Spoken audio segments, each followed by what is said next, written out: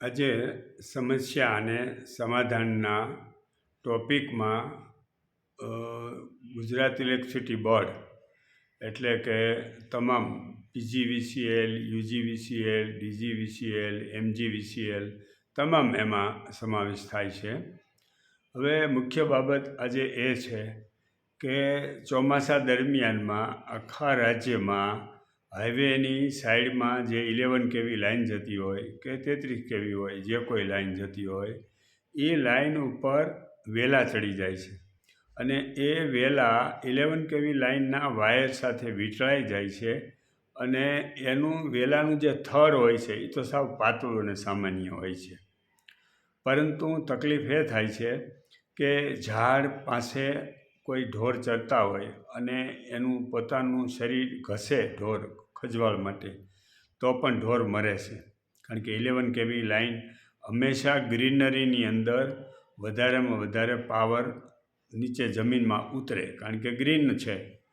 કોઈ સુકાયેલી વસ્તુ હોય તો એમાં ન પાવર પસાર થાય, પણ ગ્રીનરી છે. પછી એમાં કોઈ છોકરાઓ કે ઢોર ચારનારા કે અથવા બીજા કોઈ પણ જેને ખબર નથી પડતી એ વેલો પકડીને ખેંચે તો 11 કેવી લાઈનનો પાવર એને અકસ્માત સર્જે અને મોત પણ થાય અથવા તો ઘાયલ પણ થાય. હવે આ બાબતમાં આ વેલા કાઢવાની જવાબદારી જે તે સબ ડિવિઝન કે ડિવિઝન કે સર્કલ કે ચીફ એન્જિનિયર કે જે લોકોની જવાબદારી બનતી હોય એને કોઈએ જવાબદારી નિભાવવી નથી. હું છેલ્લા 6 વર્ષથી દર વખતે ઉર્જા સેક્રેટરીથી લઈ અને રાજકોટ મેં ચીફ એન્જિનિયર પાસે પણ લેખિતમાં મૌખિકમાં રજૂઆત કરેલી છે. પછી એમડી પાસે પણ રજૂઆત કરેલી છે લેખિતમાં અને મૌખિકમાં, અને સુપ્રિન્ટેન્ડિંગ એન્જિનિયર, એક્ઝિક્યુટિવ એન્જિનિયરોને પણ મેં ધ્યાન દોર્યું છે કે ભાઈ આ વેલા ચડી ગયા છે, એ વેલા કાઢવા માટે ફક્ત 5 સેકન્ડ લાગે. એક કટર લઈ અને થાંભલાના થડમાં જ્યાંથી વેલો સ્ટાર્ટ થયો છે મૂળ એનું ત્યાં કટ મારી દે એટલે આખો વેલો સુકાઈ જાય અને આ પાવર ફ્લો થતો બંધ થાય.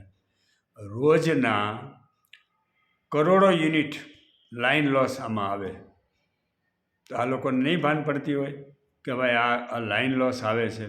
મેં આ બધું ટેકનિકલી સમજાવેલું છે અધિકારીઓને, અને એ તો એનો વિષય છે. જે તે ઇલેક્ટ્રિકલ એન્જિનિયર થયેલા છે આ તમામ.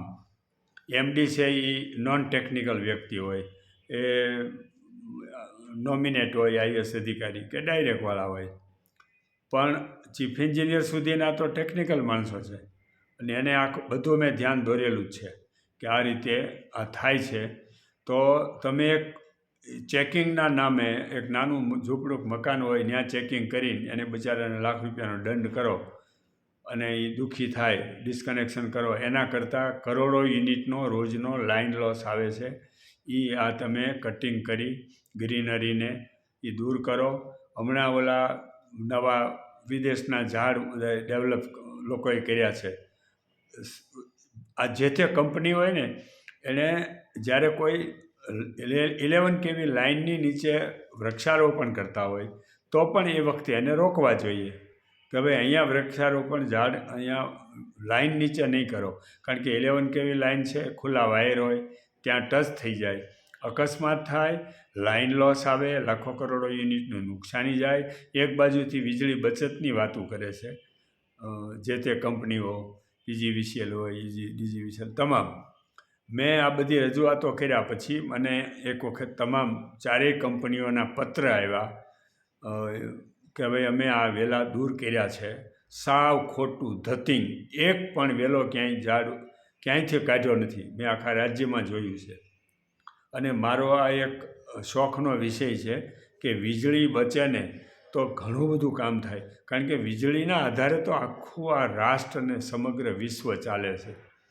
અને આટલું મોટું પ્રોડક્શન કરીએ છીએ પવનચક્કીથી અને બીજા અલગ અલગ સ્ત્રોતથી, પણ એ આવી રીતે પાવરનો લોસ કરવા માટે આપણે પાવર ઉત્પાદન કરીએ છીએ. આ બિલકુલ અયોગ્ય છે. અને સોલારના બીજું કે સોલાર લગાવ્યું હોય તો એમાં એ લોકો હમણે એમાંથી અમુક રકમ કપાત કરવાનું શરૂ કર્યું છે.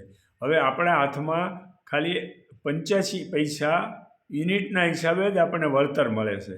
એટલે મૂર્ખ બનાવવાનો ધંધો છે આ એક પ્રકારનો. તમે સોલાર લગાવ્યું છે અને એમાં વીજળી, હવે માનો કે 25 કિલોવોટનું સોલાર લગાવ્યું છે, તો એમાં કોકને કોક આડાવાળા બધા ખોટા ચાર્જો શરૂ કર્યા છે અને ઓવરઓલ બીજી કંપની પાસેથી ખરીદતા હોય તો એને 2.5-3 રૂપિયા કે એમ જે આપતા હોય તે. પણ નાના આપણે પાયે આવું 25-30 કિલોવોટના સોલાર પ્લાન્ટ મૂક્યા છે અને એમાંથી તમને આટલી રકમ આમ કાપવામાં આવે ને તેમ કાપવામાં આવે, એટલે હવે એ કોઈ અર્થ વગરની વસ્તુ છે, મૂર્ખ બનાવવાની વાત છે. એક વખત લગાવી દીધું એટલે પછી એની મરજી પડે એવા ખોટા ચાર્જ લગાવવાના. અને મને પત્ર આવ્યા ચારેયના કે અમે વહેલા ઉતારી લીધા છે. ખોટું શું કામ ભાઈ તમે પત્ર લખો છો? આવા ચીફ એન્જિનિયર કે એમડી જવાબદાર અધિકારીઓ છે, એક પણ થાંભલેથી એક પણ વેલો ક્યાંય કાઢતા નથી. અને ખરેખર ઉપરના લેવલથી, એટલે જે તે કંપનીના હેડ છે, એમડી કે ચીફ એન્જિનિયર, એણે તમામ સબ ડિવિઝનને જવાબદારી આપવી જોઈએ કે ભાઈ આ થાંભલે વેલા ચડ્યા છે. અરે મેં તો એ લોકોને લેખિતમાં પણ આપ્યું, મૌખિક પણ વાત કરી કે ભાઈ અમે સેવા અર્થે આ રોજના 10થી 15 કિલોમીટર લંબાઈમાં થાંભલે જ્યાં વેલા ચડ્યા છે અમે મફત કટિંગ કરી દઈએ, તો એ નથી કરાવવું. હજી સુધીમાં 6 વર્ષમાં મેં અનેક વખત આ રજૂઆત કરી કે અમે મફત અમારા ખર્ચે અમારા વાહન લાવીને અમારા કટરથી અમે કરી દઈએ, અમારે કાંઈ વળતર નથી જોતું. રાષ્ટ્રના હિતમાં, રાજ્યના ભલા માટે, અને વીજળી બચત થાય અને લોકો મરે છે, અકસ્માત થાય છે, એમાં પીજીવીસીએલ કે જે તે કંપનીઓ હોય એને વળતર ચૂકવવું પડે છે. કોઈ ઢોર મરે કે માણસ મરે તો ઇલેક્ટ્રિક શોક લાગવાથી, એ કાંઈ નથી કરવું.